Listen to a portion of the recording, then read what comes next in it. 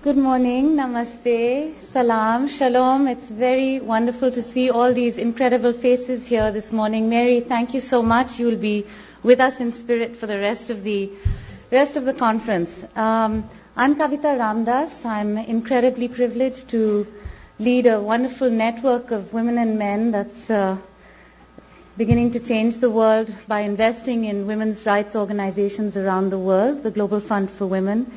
And I'm honored to have been able to support with my colleagues, my board of directors and the staff and grantees of the Global Fund for Women this conference, along with the Women's Learning Partnership.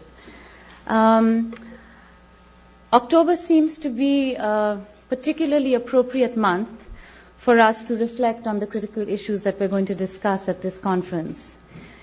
October 2nd is Mahatma Gandhi's birthday. And the month of October marks a time for reflection on the values that this most radical, courageous, and extremely humble man stood for. A man who was often mocked by other male leaders for his feminine characteristics. Gandhi saw no contradiction between gentleness and compassion and unswerving, determined opposition to injustice and to greed, and to violence. In speaking of the clash of civilizations that we've heard all too often about in recent times, and that Mehnaz referred to, I'm reminded of one of my favorite of his sayings. When asked by a reporter what he thought of Western civilization, he replied, "I think it would be a very good idea." He might just as well, however, have been speaking about his own civilization, for he was no narrow nationalist, but someone who passionately believed in keeping the doors and windows of his house open, but refusing, as he put it, to be blown off his feet by any of those winds of change. As women, we have often been forbidden to open our doors and windows, or we've had them slammed shut in our faces. It is time to change that. It is time to feel the breeze on our faces. Those breezes of change, of globalization, yes, sometimes of westernization, gentle ones, strong ones, sometimes gale force hurricanes. We are demanding the right to stand on our own feet. We know they are strong enough. They have walked long roads. They have picked up children from those roads. They have carried heavy loads on their heads. They are rooted in wisdom and in great experience. And we know we will not be blown over. It's my great privilege to introduce someone who has refused to be blown over, not by the large bureaucracies within which she has to currently work, not by the incredible and difficult issues that she deals with every day as women's rights continue to be abrogated, as women are liberated, even as their reproductive rights are taken away from them, as they are freed by wars that drop bombs on their houses. Noeleen Heyzer is the executive director of UNIFEM, a longtime activist in her own country, Malaysia. She has carried the grassroots experience and passion for this work into her work at UNIFEM, and we at the Global Fund are proud to own Noeleen as someone who's been a long-time advisor. Please join me in welcoming Noeleen Heyzer, who will give the opening statement.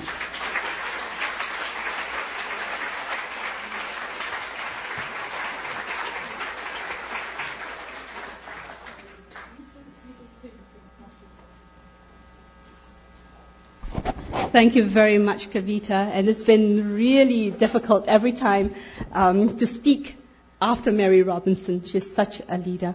Kavita, thank you so much. And Mehnaz, thank you so much for bringing all of us at this time together. It is such an important time. And it's no accident that you invited both Mary and me to speak. Both of us have come from the United Nations. And this is a time where the United Nations, that stands for an international community of consensus, is under attack.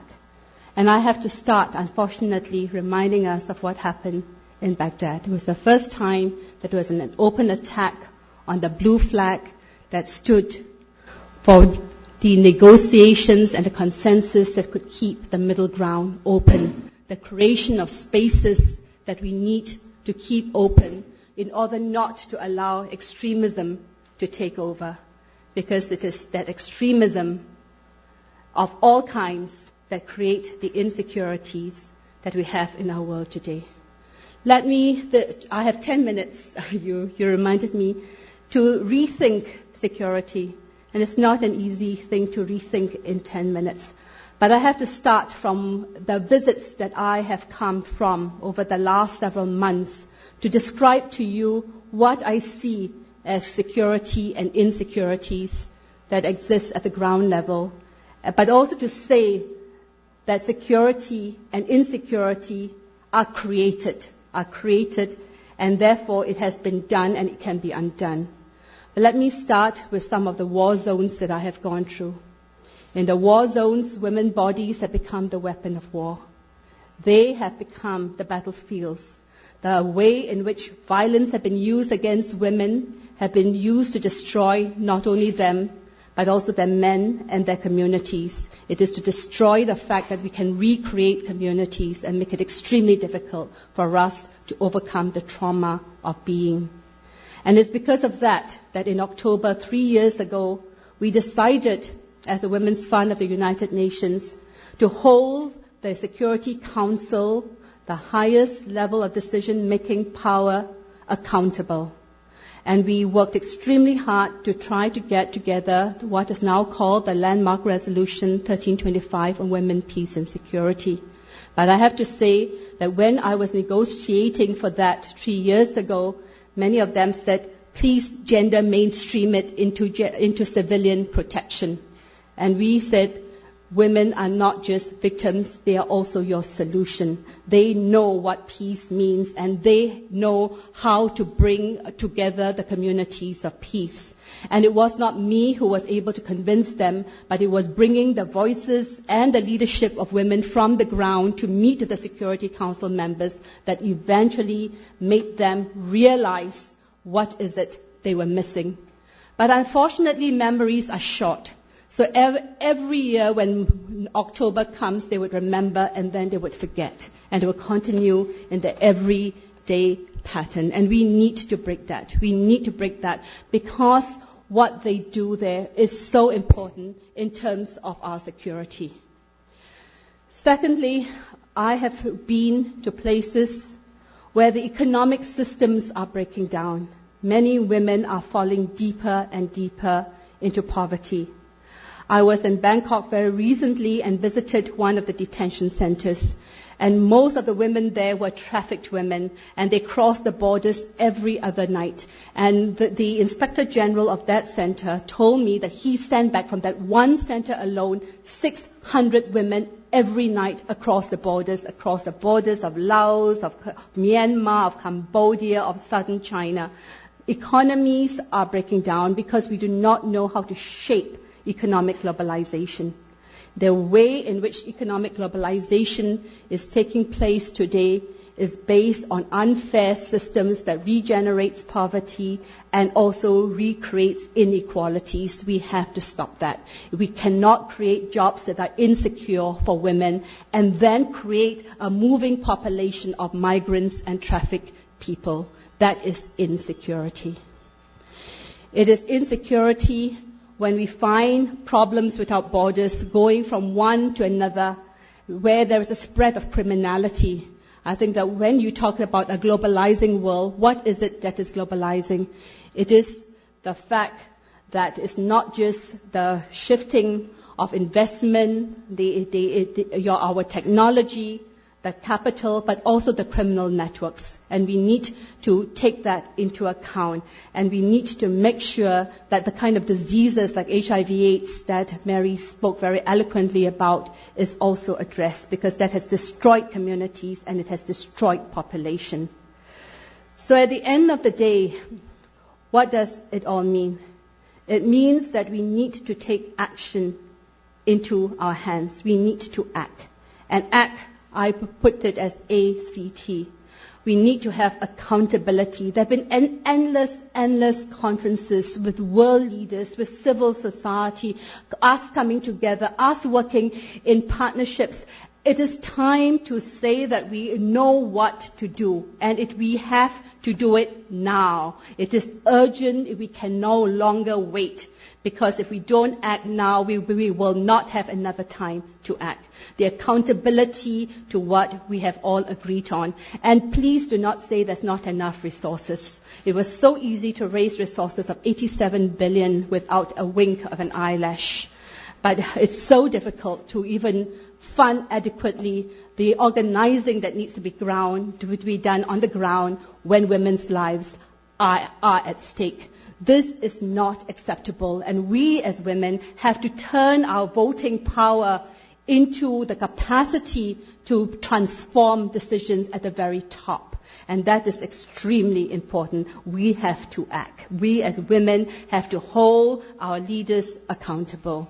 It is not all right for us to spend 870 billion in this world that is at its richest ever in human history on militarization, and not even say it's possible to spend 50 billion on development. There is no security unless security stands on human rights and on human development, because that's where true security comes from. It comes from the coming together of consensus in terms of values and ethics and morals, the kind of morality and ethics that we all were driven to, and to hold ourselves together as women when we wanted to make a change in the world today in terms of the solidarity. And I think that is a kind of practice that we need to bring forth in terms of accountability. We need to rethink about the communities of commitment. We can no longer depend on our leaders. National security alone is not enough. We need to rethink global security in terms of an international community of commitment, and the kind of alliances and networks that we need to bring to make this happen, that cut across global and local, across ethnicity, across cultures.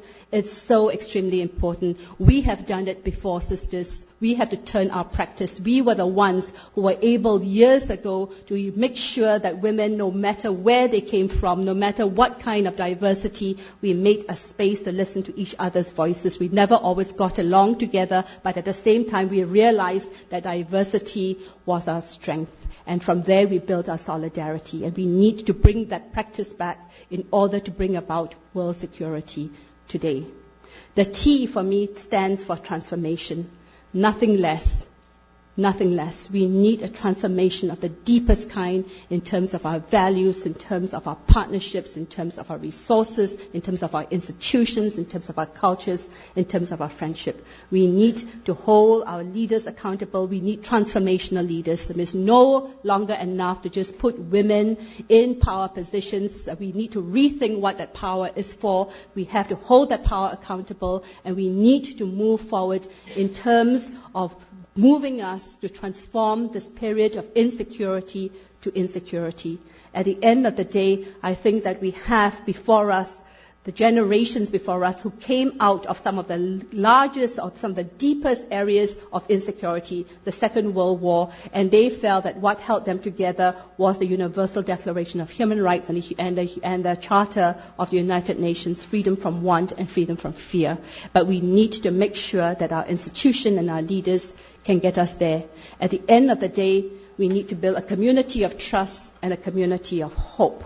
And it is at the end of the day, hope is the only gift that we can give to one another in order to build a more secure world. Thank you.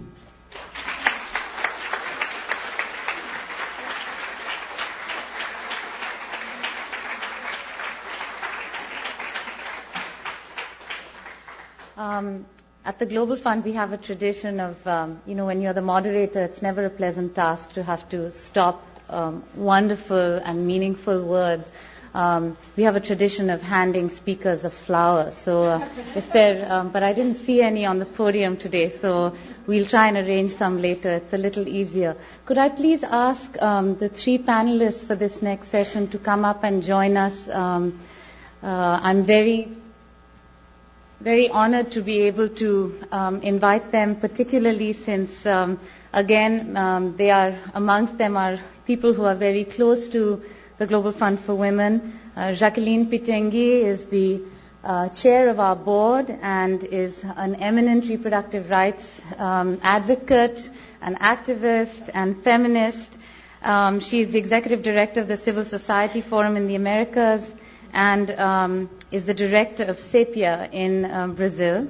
Madhavi Sunder is a professor of law at the University of California, Davis, where she teaches and writes in the areas of law, culture, globalization, and human rights. Welcome, Madhavi.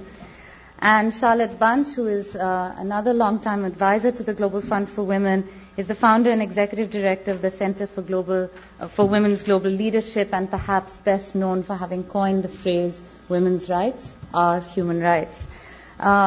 We are going to have a chance to listen to all three of them, and I just want to remind you that in the interests of the common laws of courtesy that bind us all together, would you take a minute to look into your purses and take away that terrible distraction called a cell phone, turn it off, silence its voice. Our voices should not be silenced, but those voices can be silenced for today.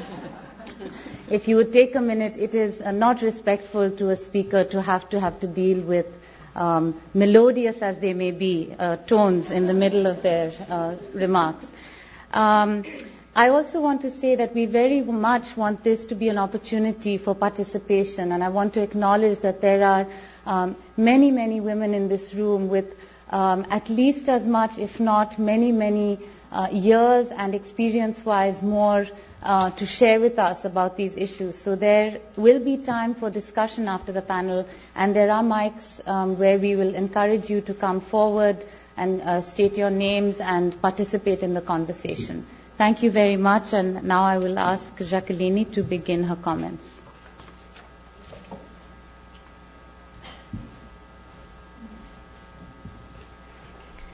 Thank you, Kavita. I'm very pleased to be part of this conference and have the opportunity to share with you some ideas on human security. I think this is a concept in construction, and we are part of this process. In fact, I would like to start by saying that the concept of human security is historically built. Therefore, it can be either more or less inclusive, broader or more concise, depending on political structures, depending on religious and cultural systems, depending on social relations, on the national and international power structures. The dynamics of the scale of power and on the way that social relations are permeated by power will allow for certain definitions of human security at certain places and certain times and not for others. Human security is not a neutral concept. When we think of human security as a concept that is molded on a power arena, we can understand why it takes certain meanings in certain countries and not in others. I think we can understand why in this particular country now it's being understood basically related to the protection against terrorism, while, for instance, in this moment in Brazil, under the new presidency, it is deeply related to food security. We all know that if a concept is dominant in a certain place, it doesn't mean that it is consensual. And this gives us hope of transformation. Indeed, different sectors representing different visions and different interests interact, struggle, and negotiate the national and international arenas around a definition of human security. Because this is a key concept. It's a key concept that brings budget allocation, that states action priorities, government actions. It is a key concept on local and global governance, affecting directly people's everyday lives. So I would be very careful in handling the concept of human security, because it can and has been used very differently and for very different purposes in different moments and countries. Human security is a vulnerable concept. it is too influenced by power relations. And because it is a vulnerable concept, we must take care of it. I would say that the vulnerability of the concept of human security makes this particular conference such an important moment, because it provides us the opportunity to combine our efforts, as our keynote speaker Mary Robinson said. We have to talk more and more about human security. We have to name it differently from the way it has been named. We have to mold this concept with other values than those of militarism, war, and dominance. I would like to quote Mahnaz Afkahami when she says that to come to the essential idea of what makes the individual human being feel secure, we ought to look to a more comprehensive, more inclusive, more interconnected sets of ideas, human rights writ large.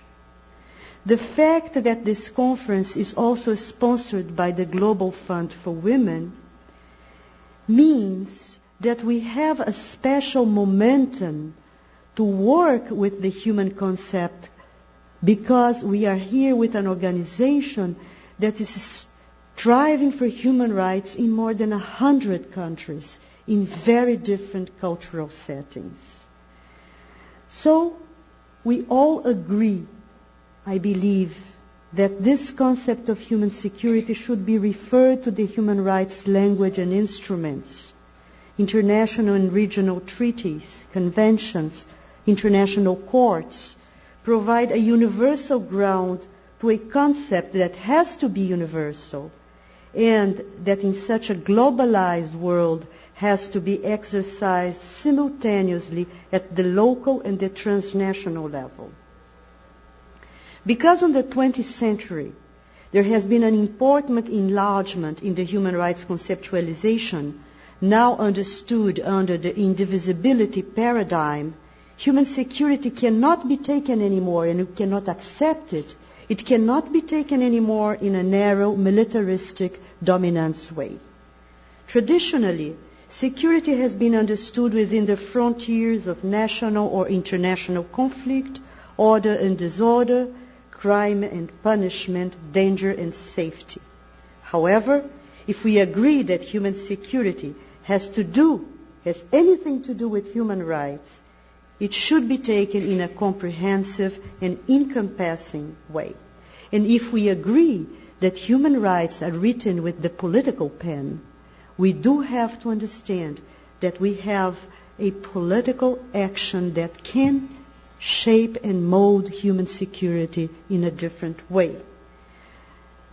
It's so clear that human rights is written with a political pen that when we think of domestic violence being included and considered by the UN as a human rights violation, it happened so because there was political action happening. And this international campaign, Women's Rights are Human Rights, that came to its climax at the Vienna 93 Human Rights Conference, and which brought together thousands of women around the world. And we have here Charlotte Bunch, who was a key coordinator of this campaign, and I'm sure you can talk more about it, exemplifies clearly the importance of political action in broadening concepts. I think that a lot has been said about HIV/AIDS, and I will not talk about it. I think it was very important that Mary Robson brought the issue. I will just say that HIV/AIDS and Brazilian government position in HIV/AIDS issue is clearly a human security example, because our government said that they would prioritize the idea of access to health as a basic human right over the idea of access to property. And this discussion was taken to the World Trade Organization, and the threatening of breaking the patentes of medication allowed us for this politics of free distribution of the retroviral drugs, which is clearly now a human security issue. So in this perspective, we must distinguish the idea of human security, which I believe is much more encompassing, from the idea of safety. I think we should do this exercise. Human security might include safety, but it's not equal to it, and it doesn't finish there. For instance, in theory, a woman that follows all the rigid principles dictated by a secular or a religious group in power and does not break any rule should be safe. However, if these rules limit the exercise of her human rights, she lives in a situation that her human security is being violated.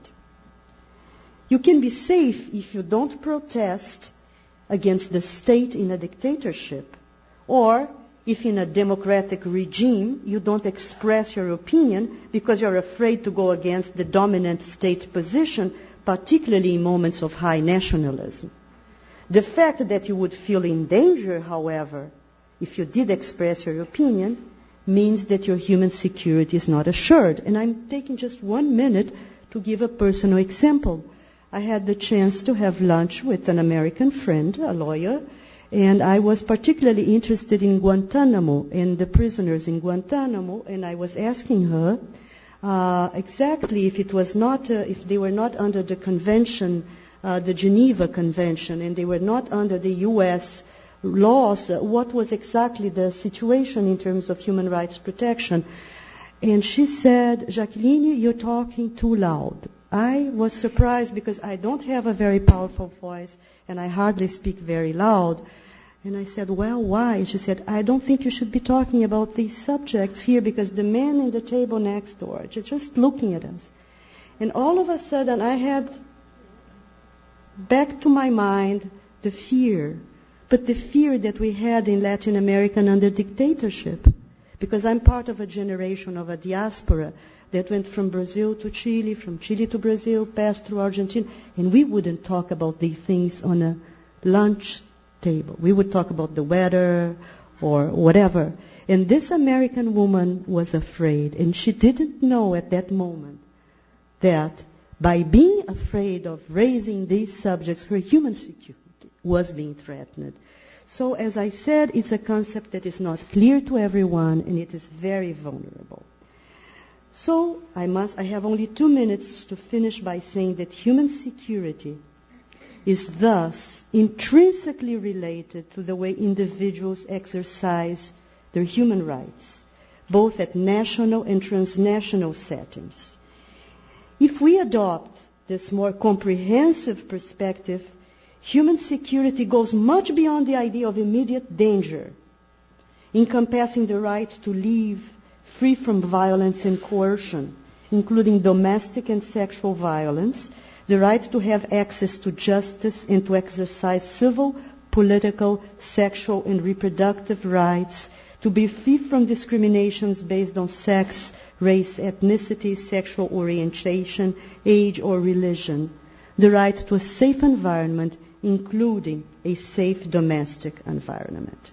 The title of my presentation talks about development, so I would end up saying just a few words about development, because human security encompasses social rights. Social rights provide the ground for the exercise of any other right. That is why the word development is in the title of my presentation. Human security is also a development issue. However, development is not either a neutral concept. Development is also a historically built concept. The concept of development is also intermediated by the power structures and can be understood very differently in one or another setting, in one or another way. Development can be understood as a tool for social equality, but development can also be understood as a rationale for military decisions and for taking priorities that increase the gap between the rich and the poor as we see now. So, at this moment, let's take hold of these new concepts and let's shape it with new partnerships in new avenues of collaboration. Thank you very much.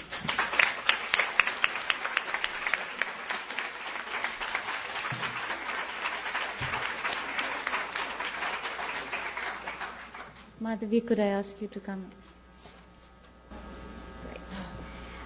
First, I wanted to thank Manaz and the wonderful people at the Women's Learning Partnership for inviting me here, and also Kavita and the Global Fund for Women. I'm delighted to be able to share some of my work with you here today. I want to begin with an assertion, which hopefully will get some good dialogue going. Then that assertion is that human rights law has a problem with religion. September 11th crystallized this fact. The infamous Taliban regime in Afghanistan came to power in 1996 and immediately began stripping women of fundamental human rights to education, health care, work, and movement. But as we all know, it was not human rights law, but war that brought an end, for the time being at least, as we heard from President Robinson today, to their horrific practices in 2001. Now, to be sure, the reasons for this are varied. But the fact that these practices were justified in the name of religion had a whole lot to do with the world's inaction. And religion is part of the reason for our being perplexed and at a standstill in many other regions in the world. Perhaps the most prominent example is the recently closed case of Amina Lawal in Nigeria. Last month, a religious court freed Ms. Lawal, who had been living under the threat of death by stoning since March 2002 for alleged adultery.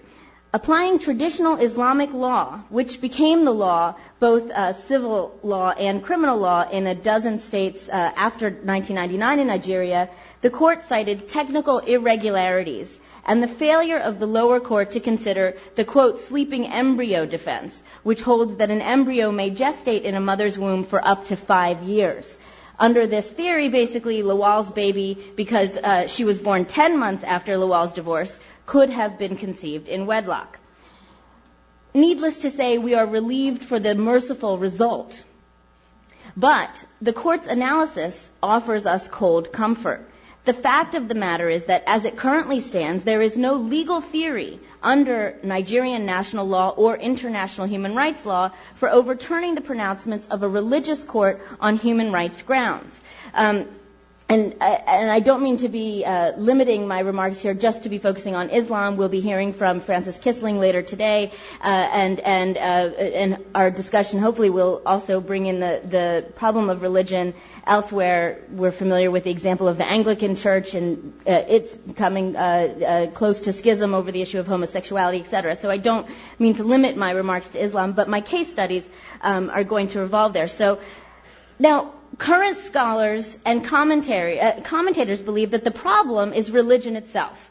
Thomas Friedman wrote in the New York Times that Islam in particular is to blame because, unlike Christianity and Judaism, it has not engaged in any serious, quote, internal struggle to re-examine its texts and articulate a path for how one can accept pluralism and modernity and still be a passionate, devout Muslim, unquote.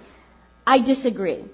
In fact, there is a vibrant culture of dissent in Muslim communities, but it is consistently formal human rights law that elides this culture of dissent.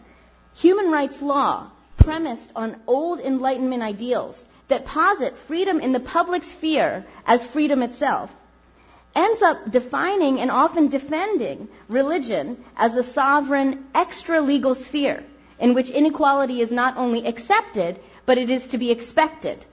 And as a result, it too often ignores the claims of women and other dissenters within religious communities, and perversely ends up siding more often with fundamentalists and traditionalists instead of dissenters.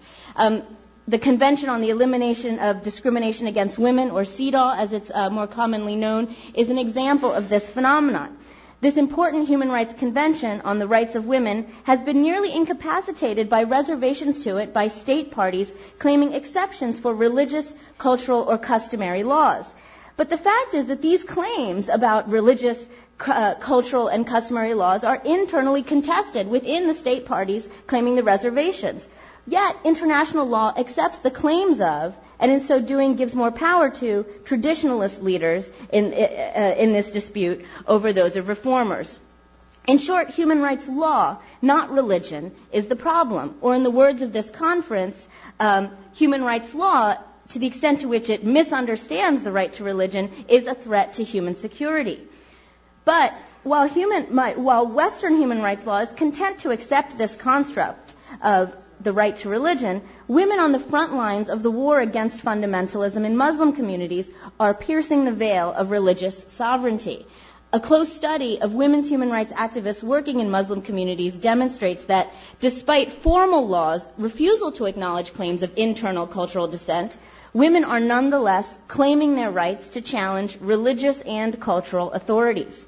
Rejecting the notion that religion is naturally without law, reformers in the Muslim world are boldly questioning discriminatory religious claims and seeking rights and accountability from religious leaders. I call this the new Enlightenment. Today, individuals reject the binary approach of the old Enlightenment, which would have women choose either religion or equality. The new Enlightenment offers a vision of human flourishing that requires freedom within faith and rights within religion. But laws, ironically, such as the freedom of religion or the right to culture, have become complicit in the backlash efforts of traditionalists to stymie the new Enlightenment and to stymie change. Positing freedom in the public sphere as freedom itself, current law elides the claims of cultural modernizers. I call this phenomenon the new sovereignty. This is the increasing use of law to preserve cultural stasis and hierarchy against challenges to cultural and religious authority. So the real question then is, how can we better operationalize the new Enlightenment that's emerging on the ground in formal human rights law? And to this end, I turn to two case studies which I believe offer important strategies and normative theories for operationalizing the new Enlightenment emerging on the ground. My first case study is of the transnational human rights network called Women Living Under Muslim Laws, which many of you may be familiar with. Women Living Under Muslim Laws, or WLUML, emerged in 1984 as a response to rising Islamic fundamentalism in Algeria. There, as elsewhere in the Muslim world, women's autonomy was increasingly being threatened in the name of Islamic laws and customs that sought to preserve a distinctive way of life by, as we often see, regulating women. The problem, the women reformers found, was that once the repressive laws were labeled Islamic or religious, they couldn't be challenged. So WLUML confronted this problem by networking or sharing information with and facilitating meetings among women from around the Muslim world in order to expose Algerian women to alternative legal systems in Muslim communities that were far less repressive, and indeed they were progressive on women's issues. For example, reformers researched and showed that practices such as female genital mutilation are not essential to Islam, but vary with time and location, and in fact, in some communities are practiced more than Christians than by Muslims. Sharing this kind of information helped Algerian activists contest fundamentalist depictions of monolithic Muslim laws. The network also provided an important source of solidarity for activists, because through the network they could point to other Muslim women, not just Western women, who supported their claims for autonomy. And so the WLUML network began. Significantly, unlike traditional Western feminist strategies, which take a secular approach to women's rights in the public sphere, WLUML critiques the fundamentalist view of religion, but not religion itself.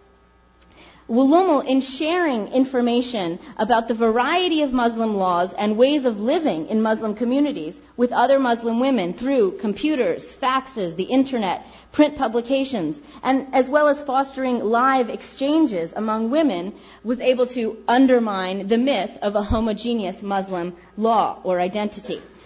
Second, WLUML challenges the conception of religion itself as natural and incontestable by deconstructing religion and culture as in part human constructions that vary with time and place. But thirdly, WLUML strategies do more than just challenge Laws challenge fundamentalist views of culture and religion. Wulumo strategies challenge laws' top-down view of religion itself. Unlike traditional human rights law, which is content to accept the binary choice between religion on leaders' terms or rights without religion, Wulumo posits that women must have rights within religion and that this requires the right to define religious identity itself. The network writes, quote, "The essential issue is who has the power to define what women's identities should be. It is time to challenge, both politically as well as personally, those who define that what the identity of women should be as Muslims," unquote. In short, Wulumo demands that women enjoy a right to challenge and to create religious and cultural communities. That is a right to make the world. My second case study is of the groundbreaking human rights education training manual for women living in Muslim communities, authored by Mana Zafkami and Hela Vazari in 1996, wonderfully titled Claiming Our Rights.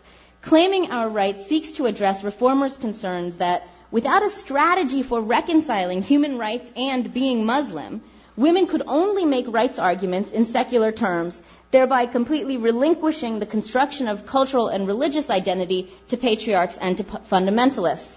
To this end, the manual uses 4 strategies that I characterize as translation, textualism, constructivism, and reconstructivism, and I'll talk about those very quickly.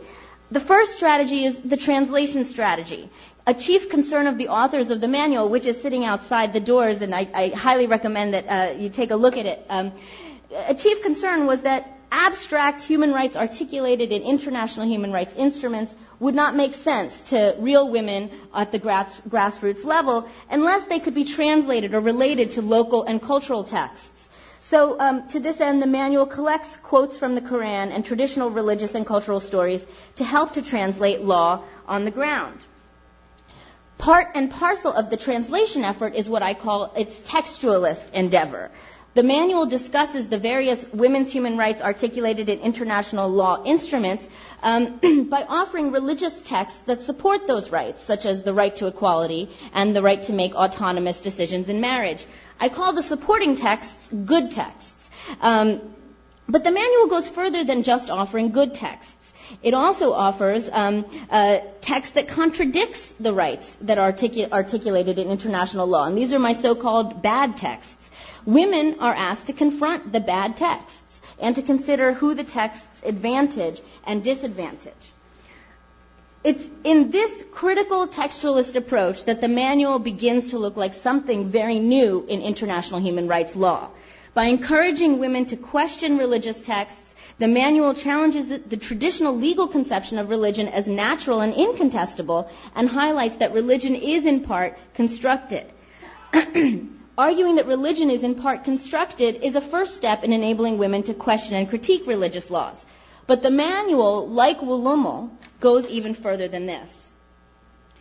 It also empowers women to reconstruct religion. Through hypotheticals, role-playing, and storytelling, the manual empowers women to negotiate rather than to avoid the tensions between Muslim traditions and international human rights concept. It's only when women quote, and I'm quoting Mana's, her language here, reclaim their own cultures, interpreting texts and traditions in self-empowering ways that women may truly claim their rights, the manual states. Practical exercises prepare women for the political activity of rejecting imposed religious and cultural norms and creating new meanings. The manual directly addresses women's right to challenge religious authorities. In an exercise entitled Learning Your Faith, women are asked whether, quote, both women and men are capable of reading and understanding the Quran, and, quote, if women interpreted the Quran, would they emphasize different issues than those that men have stressed? The manual asks even more explicitly, if you were a religious expert in your community, what aspects of Islam would you emphasize, unquote. Here, we can hear the rumblings of the new Enlightenment. Unlike traditional conceptions of human rights, the manual envisions and fosters a notion of democracy within religion, not just outside of it. And herein lies an important contribution to re-theorizing women's international human rights and freedom itself. Feminists in Muslim communities are boldly taking the critique of the public-private dichotomy beyond freedom from violence to freedom to create cultural and religious community. Under this view, while women should have a right to exit a cultural community, they should also have a right to choose to stay and to reform their communities from within if they would like to.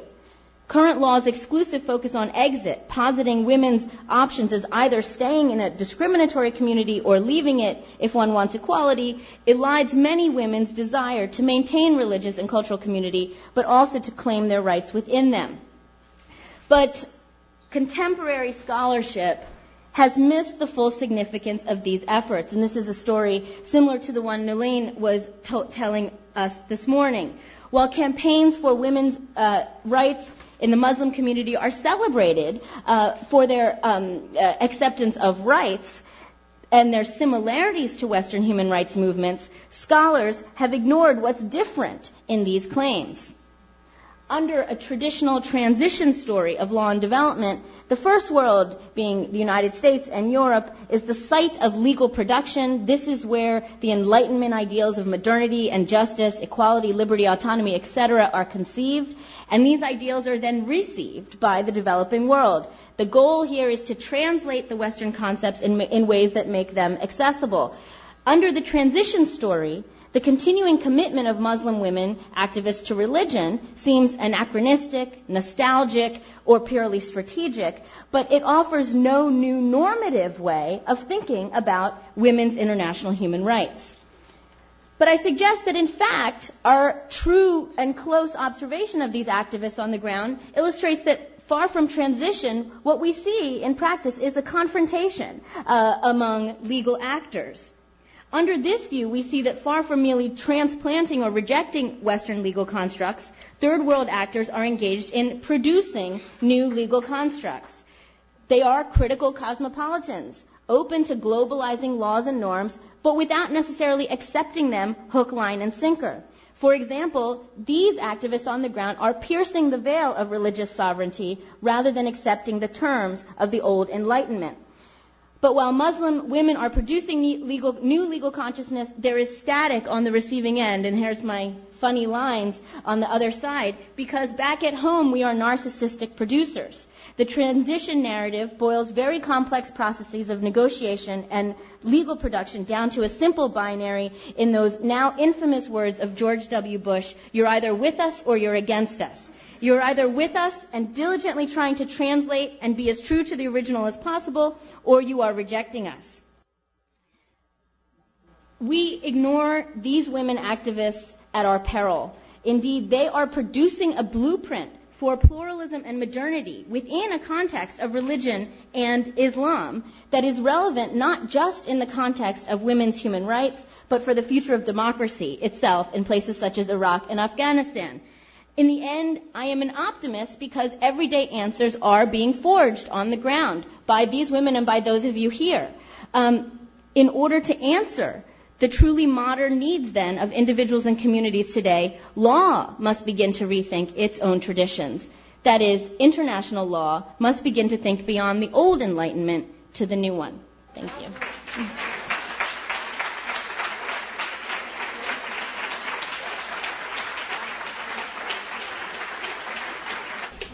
Well, it's really difficult to be the last one on the panel, right? Because not only do you have the speech you prepared before you came, you have all the things you want to say in response to what everybody else said, and you still have limited time. But I want to begin in trying to weave both what I came here to say and response with a little comment on the moment. This is 2003. It is the 10th anniversary of the Vienna World Conference on Human Rights that Jacqueline mentioned. And I think it's helpful to remember the optimism that we felt in 1993 and in 1995 in Beijing when we had what we thought was the end of the Cold War, what people talked about as the so-called peace dividend, when supposedly money was going to be diverted from war to meeting human needs. And we had, in that moment, the ability to move forward the agenda of women's rights as human rights, and in particular to look at violence against women as a human rights issue. And I think I start from there because I do feel that it's a very difficult time today in 2003. None of us, I think, in 1993 could imagine that we would be where we are now in 2003 in terms of the problems we face. But it's also true that we have 10 years of an incredible growth in a movement that has happened in this period to build upon. And I think it's also true that what we face is a backlash. And that's been implicit in what people have said, but I want to say it explicitly. We should not be surprised that we face a backlash against the efforts that women and some good men have made to change very fundamental dynamics of domination, violence, and control in the world, which is essentially what discussing the human rights of women is about. It challenges at so many fundamental levels, and I think all of the speakers have spoken to some of those, what was the accepted order. So I have to keep reminding myself of that when I feel that how could the largest state in the United States choose a terminator to govern?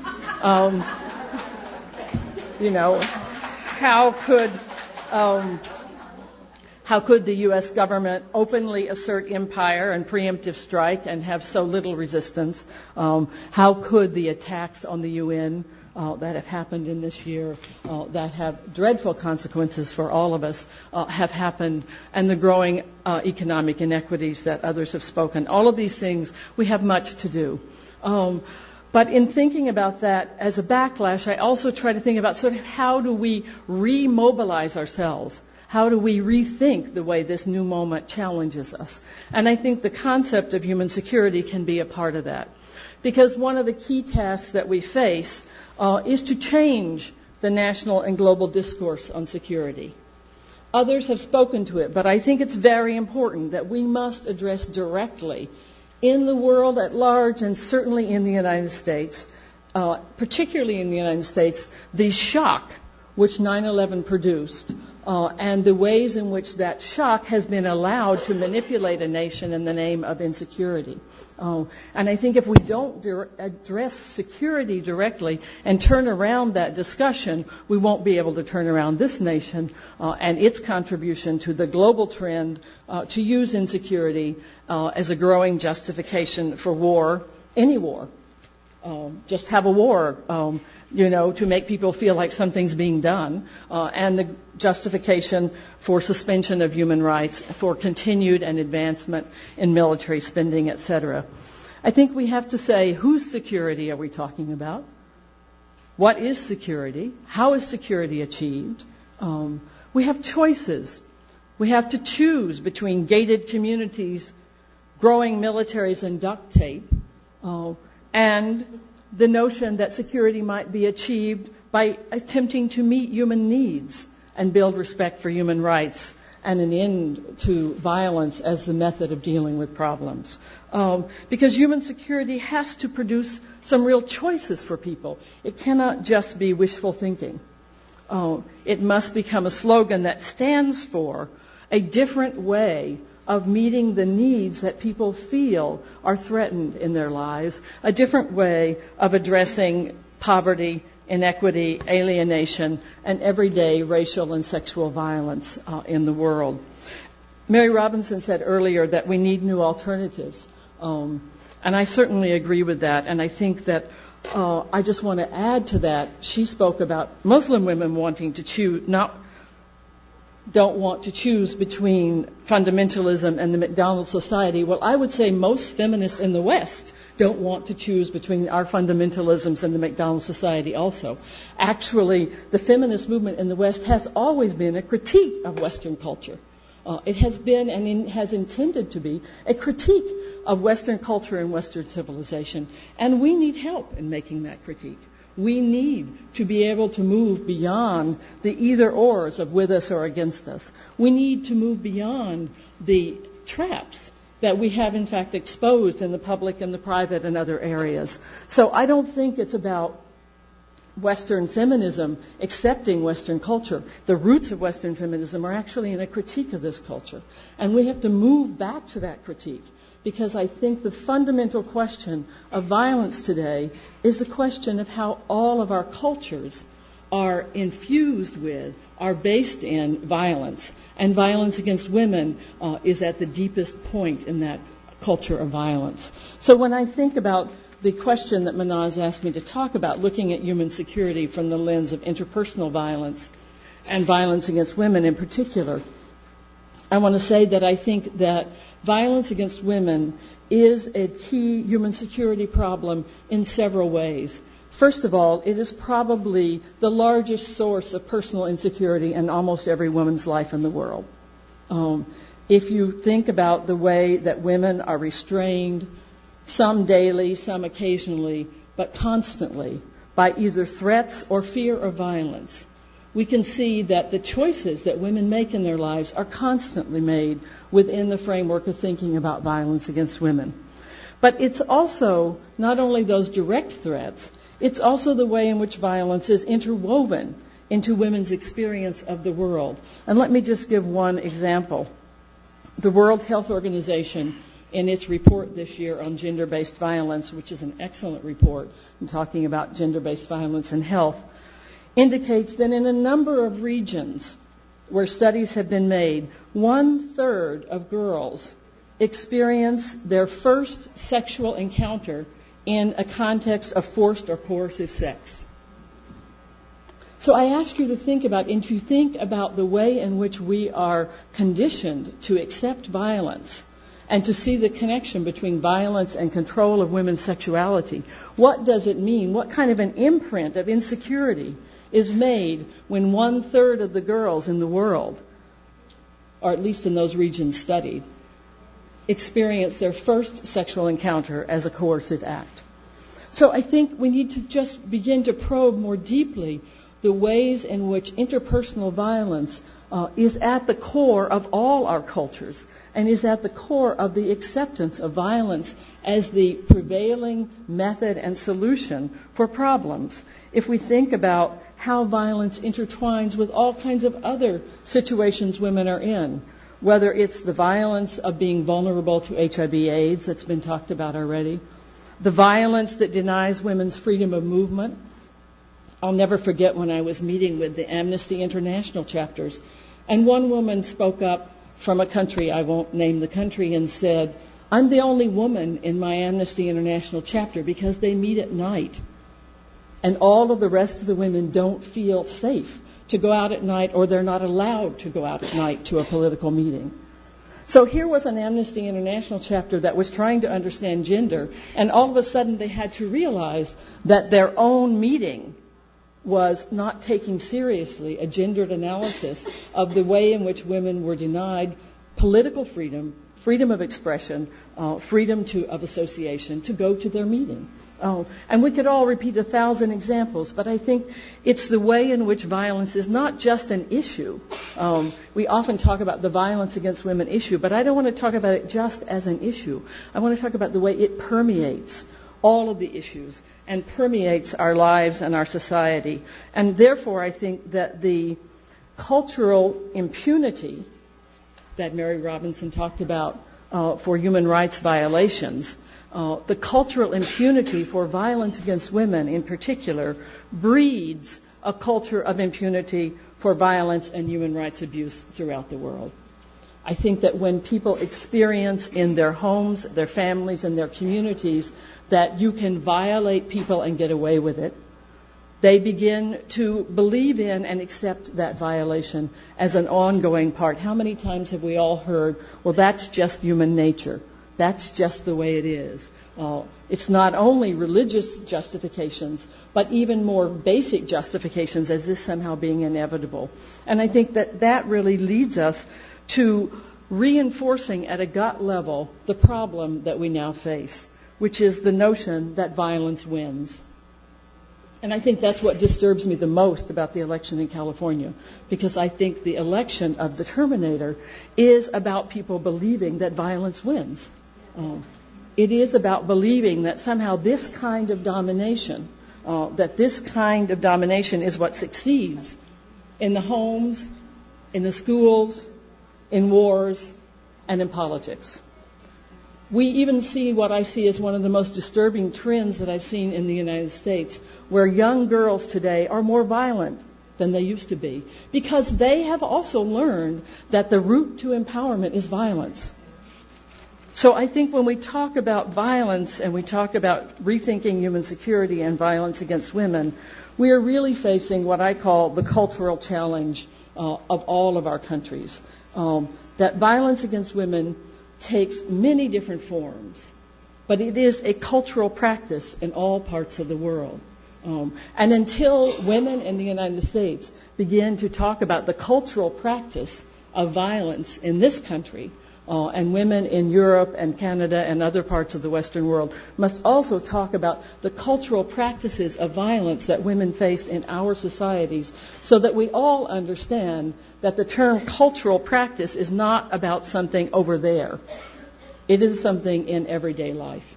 It is what we all face. And I think then we can have a different international dialogue in which we share strategies about what are some of the solutions, some of the options we have for changing our cultures. That includes how we fight and struggle to change our religions, and there are women in all religious traditions doing what I think Sundavi presented so well, of trying to challenge the religious hegemony on certain questions. And it's in that practice of seeking to change our own societies and our cultures in different kinds of ways that the feminist movement at the grassroots, I think, has really grown. When I think about last year, our 16 days of activism against gender violence campaign that many of you know about or are part of, we sent out on a listserv a discussion about what did people want to have as the theme. And from every part of the world, north, south, east, west, however we try to divide this globe, people came back saying they wanted the 16 days of activism to talk about the relationship between violence against women and culture. But that term culture has too long been a code word for traditional practices or the South or even immigrant women in the North. It has to now become a word in which we understand we are all participating. We are all participating in what in the United States is actually called the culture wars. I mean, the most potent political force in the United States is called the culture wars. And yet when we talk about violence against women, we don't talk about the fact that we are facing cultural problems. These have to do with the ways in which people understand themselves and their relationship to each other, and the ways in which they understand what is acceptable and not acceptable practice. And it is that cultural acceptance, those embedded assumptions that are not only based on gender, but are, of course, also based on race, on ethnicity, on sexual orientation, on attitudes toward physical looks and behavior. It is those embedded assumptions that make people who do acts of violence believe that they can get away with it. And that is what human rights impunity is, like a big word, but really all it means is a situation in which people get away with it or believe they can get away with it. And there's no clearer example of that than violence against women. And we see it everywhere, from the sex for food scandals in refugee camps, where not only other people in the refugee camps, but also refugee workers from all parts of the world were involved in the scandals. We see it in the people talk about the acid attacks that have been happening in some countries, I think first brought to light in Bangladesh. But we have the same thing everywhere. Does anybody remember that famous case when a woman's face was slit with a knife because she was beautiful and she refused the man? Well, we don't hear about it every day, but every day, everywhere, women are attacked and physically disfigured because they don't do what some man wants them to do. And the belief that you can get away with this is what we call impunity. So to reverse those deep-seated patterns, I think we have to address and share our strategies for dealing with interpersonal violence against women. And I also just want to add as a final point that I think we also need to reinforce that human rights at its best as a concept, but also as a practical system, must be embedded in the struggle for human security. And I think when I say human rights at its best, I mean the vision of human rights, which is always evolving and changing and must, in fact, respond to the new Enlightenment, or it won't be relevant to our lives. And human rights at its best is, I think, reflected in the new movements every few decades, whether it was the indigenous people who began to claim their human rights, women's rights, the movements now for social and economic rights, the movements to hold international financial institutions accountable to human rights. These are all part of the movements that are saying and agreeing that international human rights systems must evolve and change as we come to greater understanding of how to meet the human rights of all. The human rights system is not about a set standard of universal things.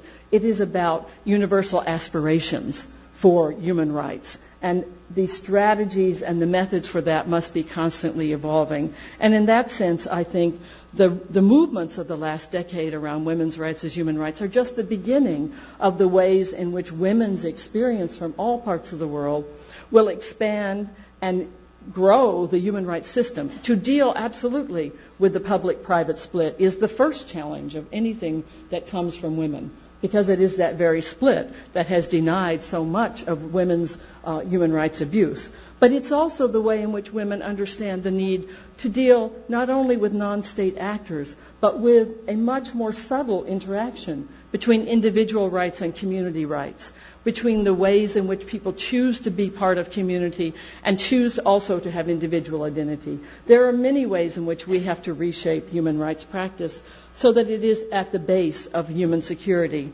And my one fear, which I will end with, is that we could end up with a model of human security that was not based in human rights. And as Jacqueline said so well, human security is not just safety. We have seen security, human security, in police states. If by that we mean safety, if by that we even mean people just being fed, police states can achieve that. What we are talking about is a human security, not only in which needs are met, but also in which people have rights to express how those should be met and how they will live together. And maybe my final challenge would be a movement and a world in which we would demand that 87 billion not be used to search for weapons of mass destruction, but used to search for solutions to the massive destruction of people's lives and the achievement of human security. Thank you.